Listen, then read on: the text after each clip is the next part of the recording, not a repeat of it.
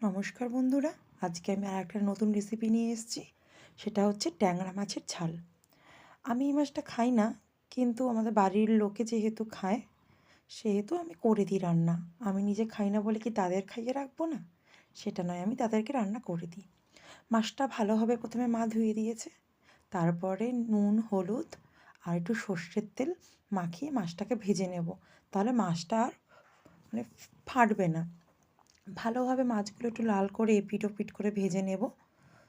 মাছগুলো একটু ভালোভাবে না ভাজলে খেতে খুব একটা ভালো লাগে না। তো তোমরা চেষ্টা করবে মাছগুলো একটুখানি লাল লাল করে ভালোভাবে ভেজে নেওয়ার। আমি মাছগুলো ভেজে তুলে রেখেছি। আর এইদিকে কড়াইয়ের সেই মাছ ভাজার তেলের মধ্যেই জিরে ফোড়ন দিয়েছি, আর দিয়েছি দুটো পেঁয়াজ কুচিয়ে দিয়েছি।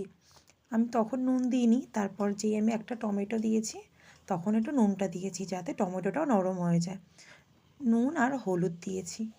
ভালোভাবে নাড়িয়ে এর মধ্যে দিয়ে দেব হচ্ছে পেঁয়াজ, টমেটো আর রসুন বাটা মিক্সিতে করেছি।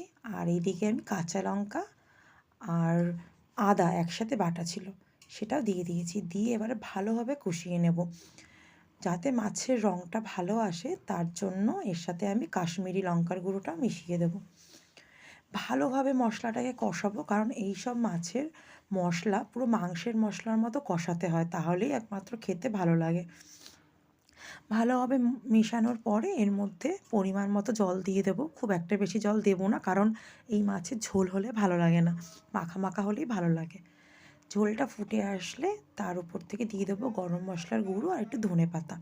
আর এরপরে মাছগুলো দিয়ে ভালোভাবে ফুটিয়ে নামিয়ে ফেলবো। তো আজকের এই রেসিপিটি তোমাদের কেমন লাগলো জানিও।